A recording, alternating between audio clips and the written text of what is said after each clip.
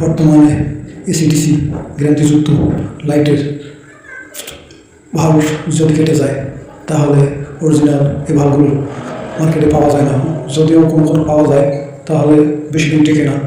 তাহলে AC লাইনগুলোর original valve শুধু এসিটা লাগিয়ে লাইটগুলো ঠিক করা সম্ভব। ডিসি লাইনটা থাকবে আর এসি লাইনগুলো বাদ দিয়ে অন্য আরেকটা এসি লাইন উপরে উপরে লাগিয়ে দিন, সব ঠিক হয়ে যাবে। এই পদ্ধতিতে করলে আপনার খরচও বেঁচে যাবে আর খুব তাড়াতাড়ি নষ্ট হয়ে গেলে পরবর্তীতে পাল্টানো খুব ভালো সম্ভব।